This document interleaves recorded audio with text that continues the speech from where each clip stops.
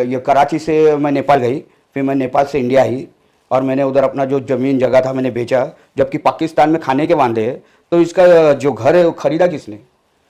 ऐसा तो लग रहा है मुझे कि ये एक स्टोरी बनाया गया है। नेशनल टीवी है, जितने नेशनल चैनल है वो उनको बहुत चढ़ा रहे हैं और बहुत हाईलाइट कर रहे हैं। लेकिन अगर मुस्लिम बनती, अगर हिंदू होती और अगर वो ये बनती मुस्लिम बनती, तो क्या ये इतना उनको पब्लिसिटी मिलता? नहीं, सीमा के साथ ऐसा कुछ नहीं होना चाहिए। जो होना चाहिए उसको अपने जो उसके कंट्री में उसे भेज देना चाहिए, उसको पाकिस्तान में भेज देना चाहिए। वापस नहीं जा सकती, वहाँ मेरे लिए बुरी मौत इंतज़ार कर रही है, तो यहाँ का कानून ऐसा गलत नहीं करेगा मेरे साथ। पाकिस्तान से सचिन के प्रेम में पड़कर नेपाल के रास्ते भारत आने वाली सीमा हैदर की पूरी कुंडली खंगाली जा रही है। पिछले 3 दिनों से यूपी एटीएस सीमा से पूछताछ कर रही थी। इस बीच सीमा हैदर और सचिन मीणा की शादी की तस्वीरें सामने आई हैं। सीमा का कहना था कि उसने सचिन के साथ नेपाल के पशुपतिनाथ मंदिर में शादी की थी। सीमा ने यह भी कहा था कि उन दोनों ने 13 मार्च को शादी की थी। खबरों के मुताबिक ये फोटो सीमा ने पुलिस के सामने रखा था। पहली फोटो में साफ तौर पर देखा जा सकता है कि सीमा दुल्हन बनी हुई है और दोनों के गले में वरमाला डली हुई है। ब्लैक एंड व्हाइट इस फोटो में सीमा के 3 बच्चे भी उसके साथ नजर आ रहे हैं। सचिन ने सूट पहना हुआ है और साड़ी पहने हुए सीमा ने मांग में सिंदूर के साथ बिंदी और गले में मंगलसूत्र भी पहना हुआ है। दूसरी तस्वीर में सीमा हैदर सचिन के पैर छूते हुए नजर आ रही है और सचिन मुस्कुराते हुए सीमा के सिर पर हाथ रखे हुए दिख रहे हैं, जबकि तीसरी तस्वीर में सीमा और सचिन कुर्सी पर साथ बैठे हुए हैं और सीमा के चारों बच्चे भी उनके साथ दिखाई दे रहे हैं। पुलिस सचिन मीणा और सीमा हैदर की सामने आई शादी की तस्वीरों का पता लगाने में जुट गई है। बता दें कि सीमा हैदर ने प्रेमी सचिन से नेपाल के पशुपतिनाथ मंदिर में ही विवाह रचाने की बात कबूली थी। जब पाकिस्तानी महिला से कहा गया कि पुजारी ने पशुपतिनाथ मंदिर में किसी भी तरह के विवाह को लेकर इनकार किया है, तो जवाब में सीमा ने कहा था कि उसने सचिन से मंदिर के पिछले हिस्से में शादी रचाई, क्योंकि आगे की तरफ काफी भीड़ थी। वहीं यूपी एटीएस की ओर से पिछले 3 दिनों से लगातार सीमा हैदर से पूछताछ के बाद सीमा हैदर के पाकिस्तानी खुफिया एजेंट को लेकर कोई ठोस सबूत नहीं मिल पाया है। पाकिस्तान की सीमा हैदर को यूपी एटीएस ने 36 घंटे की पूछताछ के बाद दोबारा उसके प्रेमी सचिन के घर पर छोड़ दिया है। हेलो दोस्तों, नमस्कार। मैं आमिर दाऊद मुल्ला, अपने मुंबई कांग्रेस और फिल्म टीवी यूनियन का सेक्रेटरी और कार्यकारी अध्यक्ष 81 का। आज जैसे कि आप देख रहे हो, आजकल एक ज़्यादा हवा चल रही है ये सीमा हैदर और सचिन का। इन दिनों जो मुंबई में काफ़ी बारिश चल रही है उसके बारे में तो कोई नहीं बोल रहा, लेकिन ये सीमा हैदर और ये जो सचिन का प्यार का बहुत ज़्यादा चर्चे हो रहे हैं और मीडिया बहुत सपोर्ट करी है। तो मुझे ये समझ में नहीं आ रहा कि अपने इंडिया में कि मतलब जो मीडिया है, नेशनल चैनल्स है, वो इतना उनको इम्पोर्टेंट क्यों दे रही है, ये मुझे समझ में नहीं आ रहा। मतलब एक बॉर्डर को या ये पार करके जब इधर आते हैं और वो भी चोरी से आने का तो बयान भी दे रही है, वो बोल रही भी है कि मैं आई हूँ इंडिया, मैं ये कराची से मैं नेपाल गई, फिर मैं नेपाल से इंडिया आई और मैंने उधर अपना जो ज़मीन जगह था मैंने बेचा, जबकि पाकिस्तान में खाने के वांदे हैं। तो इसका जो घर है वो ख़रीदा किसने? ऐसा तो लग रहा है मुझे कि ये एक स्टोरी बनाया गया है और स्टोरी ये बना के परोसा गया है और जितने नेशनल टीवी है, जितने नेशनल चैनल है, वो उनको बहुत चढ़ा रहे हैं और बहुत हाईलाइट कर रहे हैं। लेकिन उनके ऊपर इंक्वायरी क्यों नहीं हो रही है? और उसी जगह पे अगर ये महिला अगर मुस्लिम बनती, अगर हिंदू होती और अगर वो ये बनती मुस्लिम बनती, तो क्या ये इतना उनको पब्लिसिटी मिलता? तो समझ में नहीं आ रहा कि मीडिया, नेशनल जो चैनल्स है, इतने बड़े बड़े चैनल्स है, उनकी इतनी सेवा क्यों कर रहे हैं, उनको इतना सपोर्ट क्यों कर रहे हैं, या उनको ऐसे कोई स्टोरी बनाने के लिए भेजा गया है?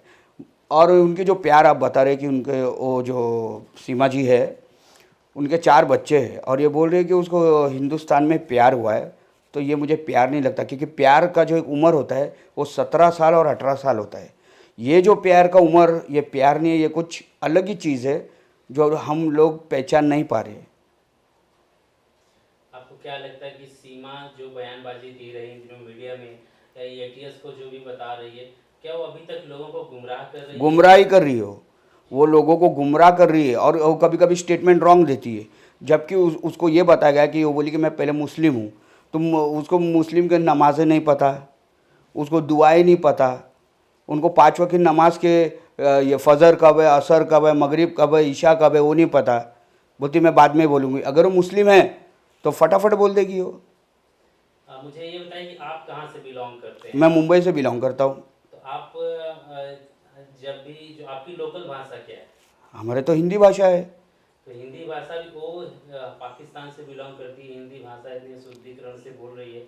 क्या लगता है कि यहाँ पे उत्तर भारतीय आते हैं या बिहार के लोग आते हैं, उनकी जो भाषा होती है वो कहीं ना कहीं उनके गांव की टंग लपकती है उनकी भाषा। लेकिन ये देखे आपने, और इतना मतलब ओवर प्यार दिखा रही है ना उस सचिन के ऊपर कि मैं इसको मैं करवा चौथ रखती हूँ मैं। और ऐसा लग रहा है मुझे कि सच में वो है मुस्लिम कि हिंदू है, और उसको ऐसा दिखाया गया कि वो मुस्लिम वो हिंदू बन गई।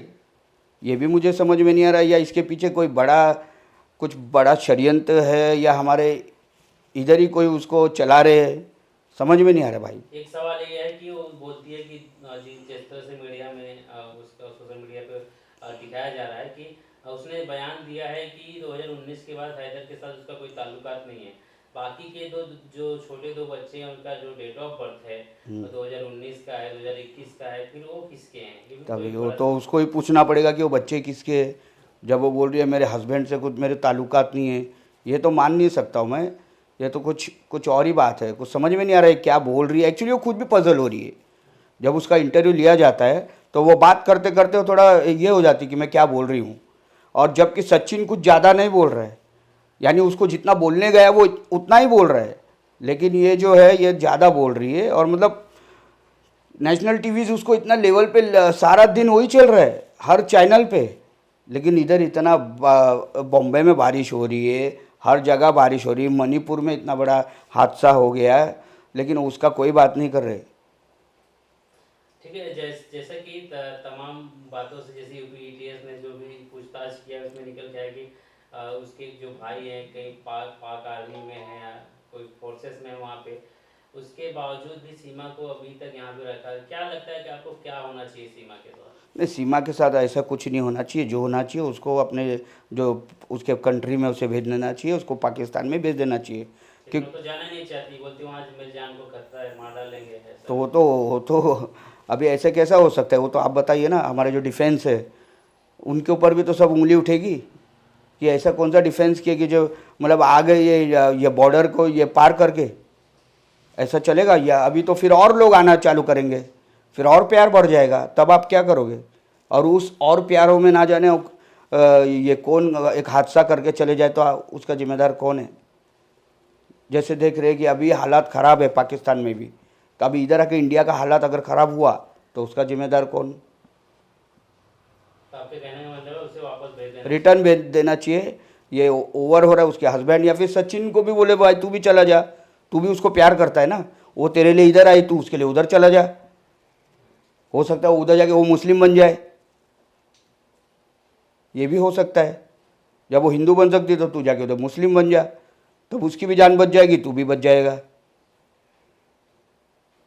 ठीक है। इसके अलावा मतलब कि जिस तरह से वो बॉर्डर क्रॉस करती है, तमाम जो लोग फोर्सेस है, जो एटीएस है या सीबीआई है, जो रॉ है, मतलब जो कि हमारे खुफिया एजेंसियां हैं, कहीं ना कहीं उनको एक बहुत बड़ी चुनौती दे रही है। बहुत बड़ा चुनौती है ये।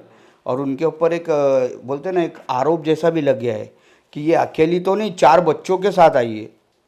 और इतना सपोर्ट उसको कहाँ से मिला, इतना डेयरिंग उसके पास आई कहाँ से? वो भी नेपाल से, फिर यहाँ पे आई। पहले कराची में थी, कराची से वो नेपाल गई, नेपाल से फिर इंडिया आई। इतना उसको बैकिंग कौन कर रहा है? और जिस होटल में वो ठहरी है, होटल में उसका जो रजिस्टर रहता है उसमें नाम भी रॉन्ग। कितना भी छोटा से छोटा होटल हो, वो लोग अपना आईडी लेता है। ये इंडिया में क्या, नेपाल में क्या, पूरा जितना वर्ल्ड है सब जगह वही हाल है कि बिगर आईडी का कोई नहीं रुक सकता है। तो उसका बिगर आईडी देके, बिगर नाम देके उसको एंट्री दिया होटल में। नहीं, ये कुछ और स्टोरी लग रही है मुझे, कुछ ठीक नहीं लग रहा है। जितना अच्छा हो सके उससे आपके उसको पाकिस्तान भेज देना चाहिए, इंडिया में नहीं रखना चाहिए।